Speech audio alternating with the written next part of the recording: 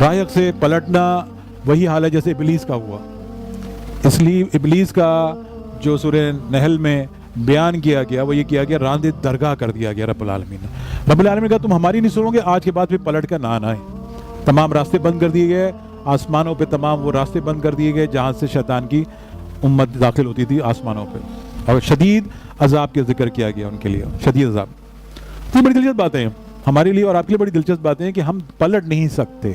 اگر ہم پلٹیں گے تو ہمیں اپنے لیے جہنم کا دروازہ کھول دینا ہے. یاد رکھیے گا، میں نے آپ کو بارہا بتایا کہ ہم قیامت کے نزدیک آ چکے ہیں. ہو سکتا ہے اگلی نسلیں ہماری قیامت کے منتظر ہو جائیں، ان کی نہیں تو اگلی نسل منتقل ہو جائے کہ ہاں 2-3 نسلوں کے اندر ہی جو ہے قیامت سر پر آن پہنچے گی، جو بظاہر حالات لگ رہے ہیں. تو اس لیے میں نے اور آپ نے اپنے لیے، اپنے والدین کے لیے، اپنے گھر والوں کے لیے ایک جنت بسانی ہے جو یہاں نہیں تو وہاں بس جائے گی. وہی کامیابی ہے کہ جنت وہاں بس جائے. اب واپس نہیں پلٹ سکتے. ہاں اگر کسی نے پلٹنا ہے تو مجھ سے خاموشی سے کہیں اور واک آؤٹ کر جائیں، کوئی مسئلہ نہیں. کہ مجھے لوگوں پہ بھروسہ ختم ہو گیا. میں نے پچھلے کئی سالوں میں لوگوں پہ بھروسہ ختم کر دیا. اب میں رب پہ بھروسہ کرتا ہوں.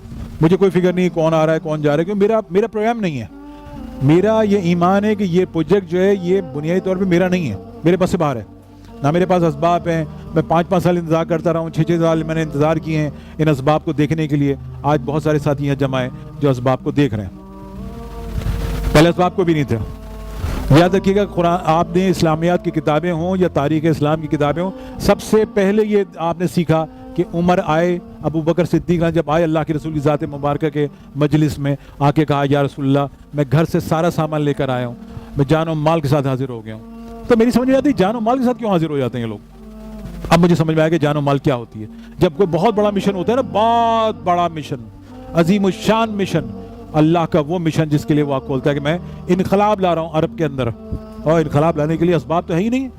عمر کے گھر میں کیا ہوگا؟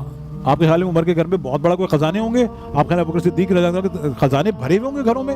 یہ لے کر آگے کرسیاں، بیل گاڑیاں، اونٹ چوٹ سب لے کر آگے. بھائی یہ میرے پاس، میں پوری طاقت سے آیا ہوں، پورے ایمان کے ساتھ ہوں کہ میں اس مشن پہ آپ کے ساتھ کھڑا ہوں. تو سمبولک طور پہ ہمیں بہت زیادہ تقویت ملتی ہے. چند افراد میرے ساتھ کراچی لاہور میں آئے، انہوں نے کہا جی ہم آپ کے ساتھ جان و مال کے ساتھ کھڑے ہیں. مجھے پتا ان کے پاس نہ مال ہے نہ جان، تو بیچارے ویسے ہی کمزور ہیں، لیکن یہ الفاظ بڑی تقویت والے ہوتے ہیں کہ اللہ کے رسول کے زمانے میں بھی یہ چیز سنی گئی ہے. جو چیز سنی ہے وہ آج مجھے سنائی دے رہی ہے کہ ہم جان و مال سے حاضر ہیں. میں تو حیرت تھا کہ یار یہ کیسے لوگ آ گئے میرے پاس جو کہہ رہے ہیں جان و مال سے ہم حاضر ہیں. تو یہ یاد رکھیے گا، واپس پلٹنے کا کوئی تماشا نہیں ہے. آپ واپس پلٹے نہیں اور وہ آپ کو شدید نقصان پہنچا دیں گے. رب سے لڑنا ناممکن ہے، رب سے یہ اس طرح کی لڑائی جنگ کرنا نامناسب ہے. یاد رکھیے گا کہ واپسی کا کوئی سفر نہیں ہے، آگے جانے کا سفر ہے. میں نے راہ پہ چڑھا دیا آپ کے نام لے کر لوگوں کے راہ پہ چڑھ گئے. جو لوگ ایمانداری سے کام کر رہے ہیں، جو محنت سے کام کر رہے ہیں، جو دن کا ایک حصہ 1 گھنٹہ نکال کر اس مشن پہ کام کر رہے ہیں، اللہ ان کے لیے آسانیاں کر رہا ہے، اللہ ان کے لیے خیر والے معاملات فرما رہا ہے. اور جو لوگ صرف بیٹھ کے تماشا دیکھ رہے ہیں کہ جی ہم انتظار کریں گے، ابھی تو 11 سال میں انہوں نے کچھ نہیں دیکھا، 11 سال میں انہوں نے بہت کچھ کر لیا، لیکن شاید وہی بات آ گئی. بڑی سمپل سی مثال سمجھا دوں کہ جب موسیٰ علیہ السلام نے کہا رب العالمین مجھے آپ کو دیکھنا ہے، تو اللہ تعالیٰ نے فرمایا کہ تمہارے پاس وہ آنکھیں نہیں ہیں. جب اللہ کے رسول حضرت محمد صلی اللہ علیہ وسلم کو بلائے کہ ہم کیا ہو دیکھو دیدار رب العالمین دیکھو، تو اس کے لیے پوری تیاری کرا کر کھڑا کیا گیا. تو سب واضح فرق ہے کہ موسیٰ علیہ السلام کے پاس آنکھیں نہیں تھیں رب العالمین کو دیکھنے کے لیے، اللہ کے رسول کو وہ آنکھیں عطا کی گئیں کہ تم مجھے دیکھ سکتے ہو. تو بڑی واضح فرق ہے اس امت کا اور اس امت کے اندر کہ ہم رب کو دیکھ سکتے ہیں. میں نے آپ کو بتایا کہ میرے پاس رب کے علاوہ کچھ نہیں ہے. ایمان تصور یہی ہے کہ سب کچھ رب ہے. واپسی پلٹے آپ کی پیٹھ چھیل دی جائے گی. ابھی واقعہ ہوا میرے آس پاس، ایک صاحب کو بڑا شوق تھا جو بکتے رہے، اس کے بعد جو کچھ ہوا اللہ کی پناہ تھی. وہ میں نے دعائیں کی ان کے لیے کہ اللہ ان کو ٹھیک کر دے، ورنہ میرے اوپر یہ تہمت لگ جائے گی کہ یار کہ اپنے دوستوں کو نقصان پہنچا دیتے ہیں. تو اللہ کا شکر ہے چل پھر رہے ہیں، لیکن احساس جو ہے وہ نہیں ہے کہ ہمارے ساتھ کیا ہوگا. تو واپس پلٹنے کا کوئی شوق نہیں ہے. آپ کتنے بھی پرانے، میں اب تو کتنا پرانا سمجھ رہا ہوں اس کام کے لیے کہ میں ہر دن نیا دن ہوتا ہے میرے لیے. میں سیکھتا خود ہی ہوں، سکھاتا بھی خود ہی ہوں، اپنے اوپر لاگو بھی کرنے کی کوشش کرتا ہوں کہ کچھ بہتر ہو جائے. تو اب واپسی کا کوئی سفر نہیں ہے.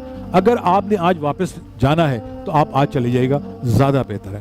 پلٹ کے واپس نہ آئیں، کوئی مسئلہ نہیں ہوگا. واپسی کا سفر کوئی نہیں ہے. میں آپ کو پھر بتا رہا ہوں، راہ پہ واپسی نہیں ہوتی ہے. راہ پہ صرف شیطان ابلیس جو ہے وہ اللہ کے حکم کو انکار کر جاتا ہے. آپ نے سوچنا ہے کہ آپ اس نظام کے ساتھ چلیں گے تو آپ کی ذمہ داریاں بڑھ جائیں گی. آپ اس نظام کو فیل کریں گے, محسوس کریں گے, تو آپ کے اندر ایک نئی روح پیدا ہو جائے گی, آپ کے اندر ایک نئی طاقت پیدا ہو جائے گی. اگر آپ اس نظام کے ساتھ کھڑے ہوتے ہیں, اس نظام کو اپنے اوپر طاری کرتے ہیں, تو اللہ کی رحمت آپ کے ساتھ ہوگی.